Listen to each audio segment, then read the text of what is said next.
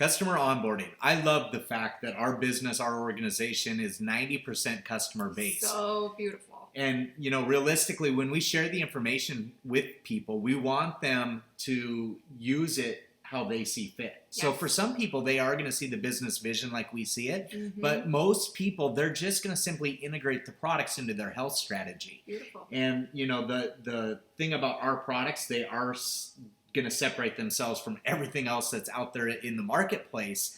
But I think ultimately the biggest thing that's going to help with retention and keeping people on the products is the service that they receive and really separating ourselves to give them an experience that's unique and special. I love when you said experience, right? Becoming raving fans, right? We want them to fall in love and truly become raving fans of what we have. Yeah. So what are a few examples that you do once somebody comes on board to give them that experience or to make them feel special? First and foremost, it's just acknowledging them, right? And what they're going through, different things that they're excited about, the different things that they're curious about. Yeah. It's always about them. It's never about us and things that we want them to see. It's knowing what is important to them. So after we know that and they get on the products, we're so excited for them. And then we let them know that we're going to add them to our customer Facebook group. So I take them into our customer Facebook group, but I ask them first, hey, you're cool with it, right? You're going to be so blessed. There's so much amazing information in there. I add them to the Facebook group. I tag them on the pinned post. Yeah.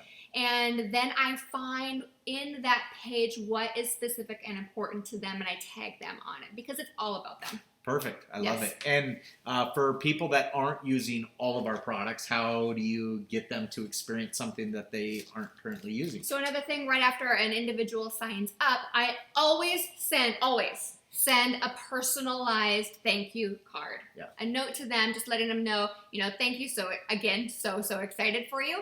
But within that thank you, if they did not order Axio, guess what? They're getting it. I love to give out Axio because, number one, everybody needs it. We know what the benefits are. They're insane. But people, if they haven't had it before, they typically order Axio after I've sampled it to them. For sure. And spoiling them again. I love it. And think about your consumer experience. When's the last time that you've supported a business and they've sent you a personalized thank you note? Personalized. It doesn't happen very often, but when it does happen, if it happens, it makes you feel special. Mm-hmm. And again, just that they recognize that you're a valued customer with them. And even, after they've been in the business for 6, 9, 12 months, sometimes it's a great idea to send them another one recognizing, hey, you've been an awesome customer of ours for the last 9 months or over the last year, and I really, really appreciate it and just wanted to say thank you. Yes, always keep their information. I've got a blackboard in my office, and I've got all their information, all the different names.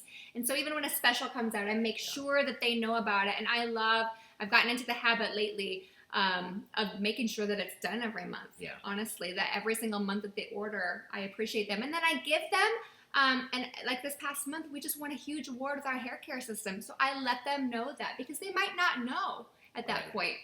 Awesome. I love it. So really find ways to separate yourself and make yourself unique in the marketplace because otherwise it's really a sales business and it's just a transaction happens and then you kind of disappear. We don't want to do that. We want this to be a relationship type business still, even after they're customers, because I'm telling you, a lot of people that have great experiences with our products, they naturally share the products with other people and transition themselves right into the distributorship side. Right. It's just a natural thing that happens, and that's what happened for us. We never thought we were going to do this as the business, and it's completely changed everything.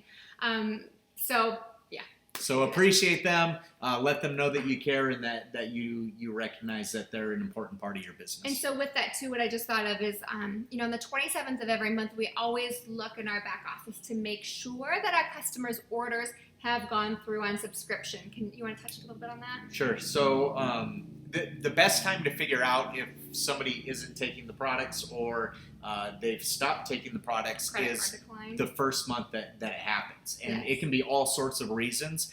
Sometimes it can be that they canceled it. They no longer want to take it.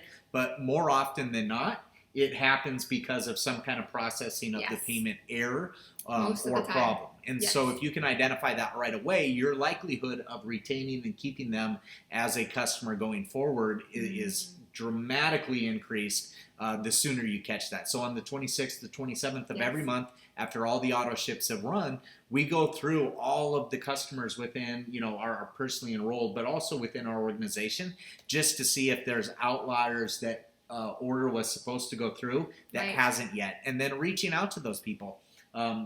Give them an example of what you would say reaching out to somebody. Well, typically, like Shawn just said, it is because of some sort of banking error, like it expired or there was fraud on the account, all these different things. And when I reach out to people, I'm like, hey, I saw your order didn't go through, I just want to help you make sure that you get that so that you keep these in your body, blah, blah, blah.